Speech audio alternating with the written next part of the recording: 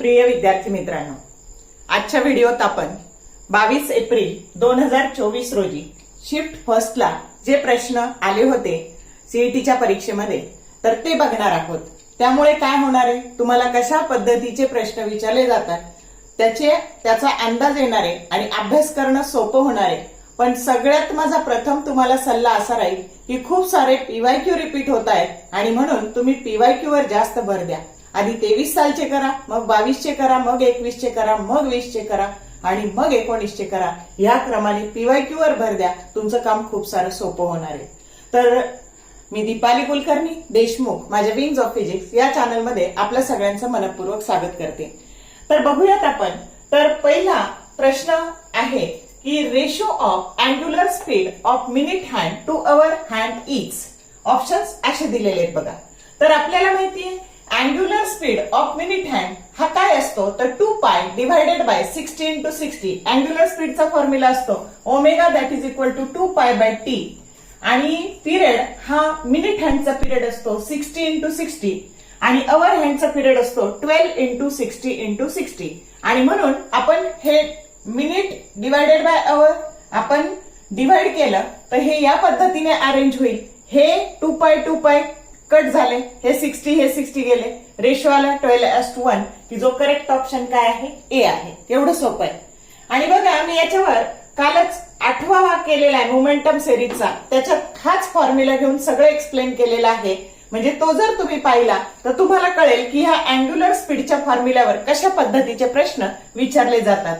मग आता ह्याच याच्यावर प्रश्न सीईटी 2016ला फक्त उलट विचारलं होतं बघा की ratio of angular speed of hour hand to minute hand, जर याचं 12:1 येणार आहे तर याचं 1/12 येणार आहे। इतकं सोपं आहे। म्हणजे दोन्ही फॉर्म्युले तुम्ही डिरेक्टली लक्षात ठेवले उत्तर तर तुमचा वेळ वाचणार आहे। आले लक्षात। आता दुसरा प्रश्न आहे बघा, SI unit of specific heat capacity is. Options असे दिलेले आहे। आता स्पेसिफिक हीटचा फॉर्म्युला काय असतो, तर delta Q divided by mass into change in temperature. Delta Q that is nothing but heat. मग हीटचा एसआय युनिट जूल आहे, मासचा एसआय युनिट किलोग्राम आहे आणि टेम्परेचर चेंज इन टेम्परेचरचे युनिट केल्विन आहे आणि म्हणून युनिट काय आलं तर joule per kilogram per degree kelvin, जो करेक्ट ऑप्शन काय आहे, सी आहे। आता पुढचा प्रश्न आहे बघा, what is the flux through the given surface. Electrostatics वरचा प्रश्न आहे। आता हा सरफेस दिलेला आहे, असा क्लोज सरफेस आणि तिथे 2 चार्जेस प्लस क्यू दिले आणि 2 चार्जेस मायनस क्यू दिले, म्हणजे नेट चार्ज आतमध्ये काय झाले, 0 झालेला आहे। आपल्याला फ्लक्स काढायचे, मग टोटल फ्लक्स काय असतात, phi that is equal to net charge enclosed by that surface divided by epsilon naught. मग आता क्यू जर 0 असेल तर 0 बाय एप्सिलॉन नॉट म्हणजे फ्लक्स किती झाले, 0 झाले। तर करेक्ट ऑप्शन काय आहे, डी आहे। आता पुढचं बघा, Doppler effect is not observed when. आता ऑप्शन ए आहे source is at rest, B आहे observer is at rest, C आहे there is no relative motion between source and observer आणि डी आहे both are moving in the opposite direction.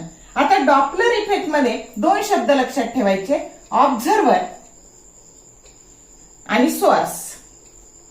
आता बघा यामध्ये त्यांच्यामध्ये सगळ्यात महत्वाचं जेव्हा रिलेटिव्ह मोशन असेल तेव्हाच डॉपलर इफेक्ट ऑब्झर्व होणार आहे आणि इथं तो नॉट ऑब्झर्व म्हटलेलं आहे। म्हणजे जर यांच्यात रिलेटिव्ह मोशन नसेल तर डॉपलर इफेक्ट ऑब्झर्व होणार नाही। मग आता आपण शिकलो बघा याच्यात की एक कोणीतरी रेस्टला असलं तर चालतं, म्हणजे observer is at rest, source is moving, source is rest, observer is moving, त्याच्यानंतर both are moving towards each other, both are moving in opposite direction. फक्त त्यांच्यात रिलेटिव्ह मोशन पाहिजे। रिलेटिव्ह मोशन नसेल तर डॉपलर इफेक्ट ऑब्झर्व होणार नाही, म्हणजे correct option काय आहे, C there is no relative motion between source and observer.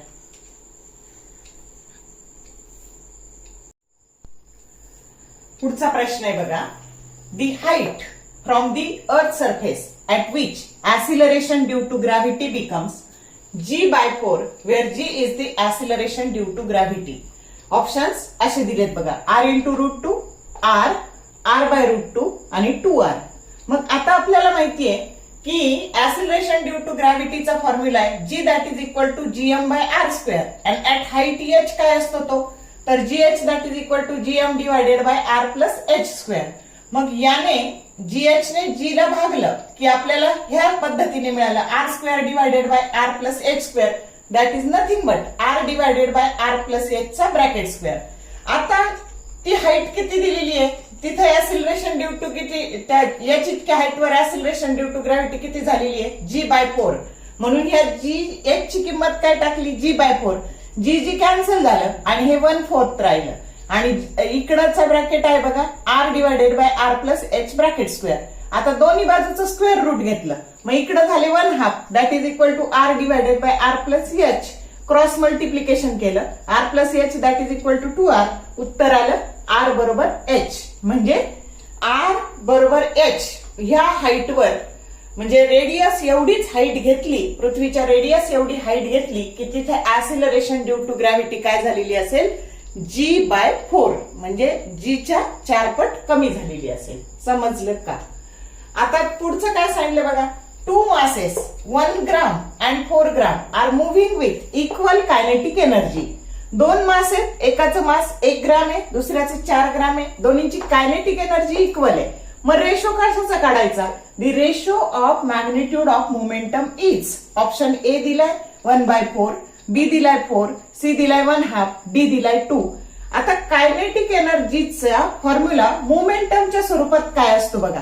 आता ओरिजिनल फॉर्म्युला असतो हाफ mv स्क्वेअर, पण मोमेंटम काय असतं, P बरोबर mv असतं. आणि म्हणून इथं आपण काय केलं, तर याला m ने गुणलं आणि m ने भागलं, म्हणजे हे झाले m स्क्वेअर व्ही स्क्वेअर. म्हणजेच m स्क्वेअर व्ही स्क्वेअर म्हणजेच p चा स्क्वेअर झाला. आणि हे 1/2 जसेच्या तसे हे p स्क्वेअर बाय m. आणि म्हणून फॉर्म्युला झाला p square by 2m. Kinetic एनर्जीचा फॉर्म्युला काय झाला, मोमेंटमच्या स्वरूपातला p स्क्वेअर बाय 2m. मग कायनेटिक एनर्जी इक्वल सांगितली, म्हणजे P1 half P1 square by M1 that is equal to half P2 square by M2. आपल्याला मोमेंटमचा रेशो काढायचा आहे, म्हणून अरेंज केलं आपण P1 square by P2 square that is equal to हे 1/2 कॅन्सल झाले. आणि इकडं मात्र काय आलं तुमचं, तर M1 bye M2. M1 bye M2 काय दिलेलं आहे, M1 आहे 1 ग्रॅम, M2 आहे 4 ग्रॅम, 1/4 आलं. परत दोन्ही बाजूचं काय घेतलं, स्क्वेअर रूट घेतलं. आणि म्हणून P1 by P2 that is equal to 1/2, की जो करेक्ट ऑप्शन काय आहे, सी आहे. एवढं सिंपल होतं. डिरेक्टली फॉर्म्युला तुम्ही लक्षात ठेवला तरी चालेल कायनेटिक एनर्जीचा in terms of momentum, linear momentum. Kinetic energy that is equal to half P square by M. आता पुढचं बघा, find the MI of a given system of mass about given axis of rotation. Each rod has mass M and length L. आता इथं ही system दिली आहे, या रॉडची length L दिली, याची पण Lच आणि याची पण Lच. पण हा जो ऍक्सिस आहे हा या पहिल्या रॉडच्या एका टोकातून जातो, दुसऱ्या रॉडच्या एका टोकातून जातो आणि तिसऱ्या रॉडच्या मात्र सेंटर मधून जातो. आणि त्या सिस्टीमचं मोमेंट ऑफ इनर्शिया आपल्याला काढायचंय. मग एका टोकातून जाणाऱ्या, आता हा जो ऍक्सिस आहे तर रॉडच्या एका टोकातून जे जातं त्याच्याबद्दलचं मोमेंट ऑफ इनर्शिया असतं ml स्क्वेअर बाय 3. हे पण एका टोकातूनच जातं, म्हणजे याचं पण ml स्क्वेअर बाय 3. आणि सेंटर मधून जो जातो ते असतं बघा ml स्क्वेअर बाय 12.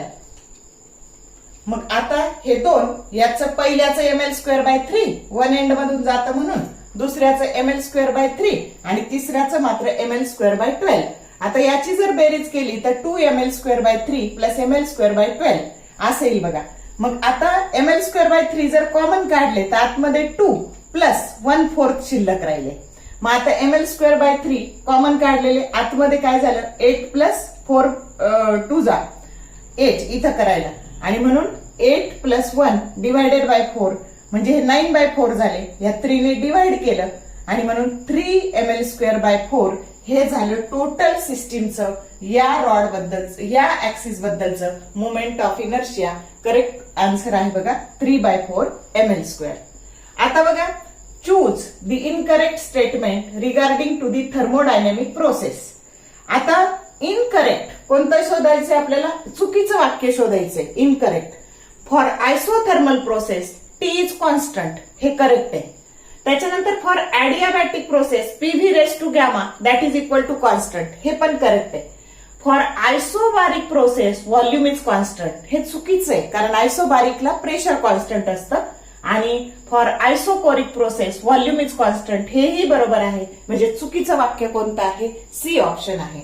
तर या पद्धतीने जेवढे मला प्रश्न मिळाले तेवढ्यावर मी हा व्हिडिओ बनवला. त्याला नाव दिलंय पार्ट 1.